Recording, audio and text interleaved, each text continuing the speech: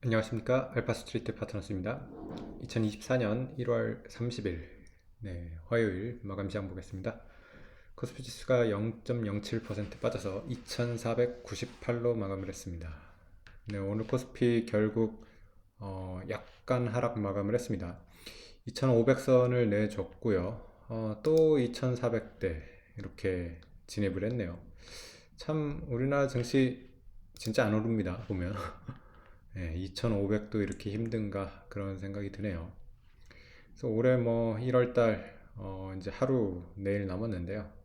결국에는 뭐 거의 최악의 1월달이 될 것 같습니다. 엄청나게 하락을 했고 약간 뭐 바닥권에서 살짝 반등하는 그 정도 수준에 지금 그치고 있습니다. 네.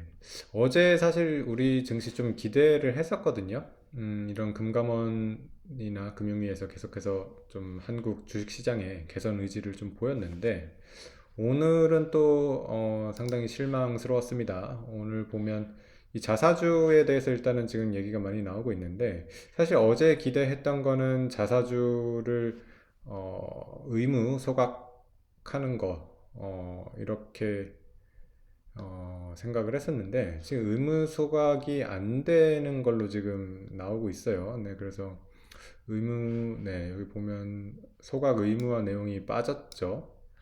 네, 그래서 참 좀 이해는 안 갑니다. 이게 미국 증시 같은 경우에는 자사주를 매입하면 소각하는 게 당연하거든요. 그거를 소각을 안 한다는 거를 사실 거의 생각을 안 할 정도인데, 그런, 그게 되나? 이런 사실은 수준인데, 지금 글쎄요. 지금 참 우리나라가 가야 될 길이 굉장히 먼데 지금 이거 하나도 이렇게 개선하는 게 힘듭니다.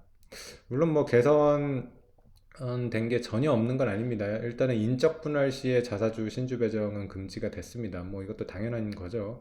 근데 이 당연한 건데 참 우리나라는 여태까지 이게 안 됐었던 거고요. 그래서 이제 이거를 부르는 말까지 있었죠. 이거 자사주 마법이라고 이렇게 부르고 했었는데, 이렇게 하다 보니까 사실은 인적 분할 할 때마다 자사주를 만약에 이제 기존에 받았던 경우에는 인적 분할 할 때마다 이제 기존 주주들이 계속 손해를 보는 그런 구조였어요.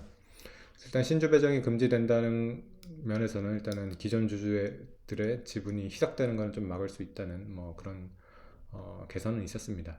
근데 이런 거는 참 뭐 사례가 그렇게 많지 않고 인적 분할 자체가 그렇게 많은 건 아니니까요. 네. 사실은 그거보다 훨씬 중요한 거는 자사주 의무 소각이 될 거로 기대를 했었는데 그게 불발이 되면서 오늘 많이 좀 실망 매물이 나왔습니다.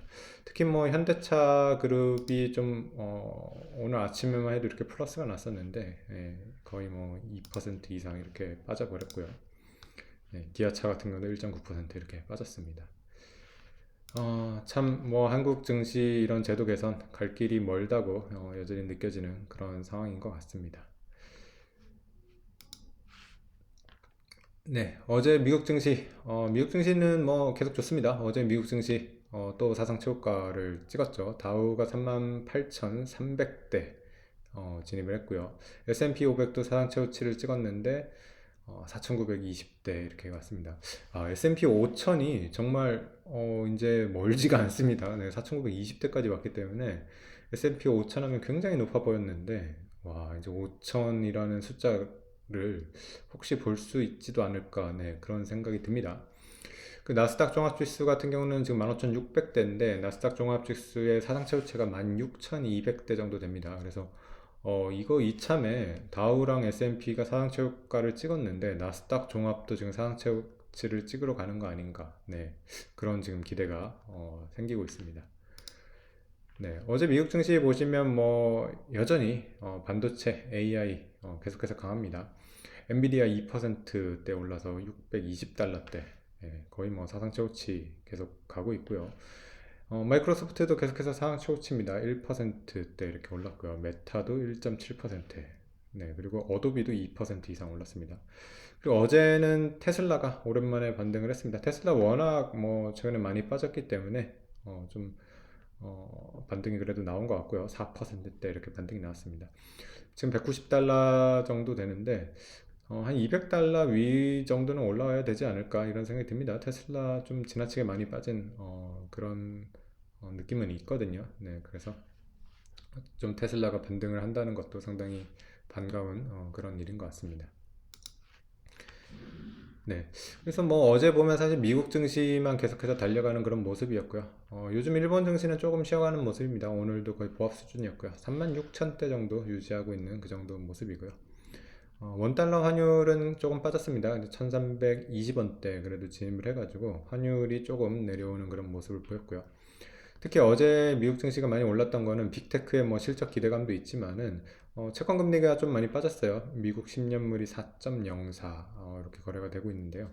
미국 재무부의 채권 발행량이 생각보다 적을 거라고 합니다. 그래서 채권 소화가 안 되는 거 아니냐 이런 사실 우려도 있었거든요. 채권을 너무 많이 발행하면. 근데 생각보다 재무부가 그렇게 채권을 많이 발행하지 않으니까 채권 가격이 좀 올랐습니다. 네, 그래서 채권 금리는 이렇게 떨어졌고요. 그래서 이런 채권 금리 떨어지는 거는 증시의 우호적인 그런 환경이죠. 네, 그래서 뭐 3월 달에 연준이 금리를 내릴지 안 내릴지 잘 모르겠지만 지금은 안 내린다는 쪽이 좀 더 높기는 합니다. 네. 그래도 이렇게 시중 거래되는 채권 금리가 떨어지는 거는 분명히 증시에 도움이 되는 그런 상황인 것 같습니다. 네. 계속해서 이렇게 미국 증시 참 날아가고 있는데 국내 증시 답답한 상황은 계속되고 있는 것 같고요. 글쎄요. 일단 뭐 개인들이 할 수 있는 거는 뭐 좋은 기업을 찾아서 투자 대상을 미국에 이제 미국에 좋은 기업들이 많으니까요. 미국 증시를 투자를 하던가 뭐 그런 식으로 할 수밖에 없는 것 같습니다. 우리나라 지금 제도적으로도 참 문제가 많고요. 기업들도 지금 실적들이 안 좋기 때문에 사실 지금 국내에 투자할 만한 그런 회사들이 많이 보이지는 않고 있습니다. 그래서 뭐 지금 상황은 특히 더 그런 것 같고요. 그래서 결국에는 개인들도 1월 달에 사실 보면 미국 증시로 이미 많이 갔어요. 국내 증시에서 2조 원대를 팔았는데 미국 증시 1월 달에만 거의 9조 원을 매수를 했다고 하거든요. 미국 증시는 뭐 단점이 비싸다는 거죠. 비싸다는 것만 빼놓고는 모든 면에서 다 유리하기 때문에 일단은 미국 증시 쪽을 투자를 하다가 만약에 국내 쪽에 이런 제도 개선이나 이런 것들이 좀 본격적으로 된다고 하면 그때 한국 증시를 투자해도 늦지는 않지 않을까. 네, 그렇게 생각이 됩니다. 네, 오늘 시황은 여기까지 하겠습니다. 감사합니다.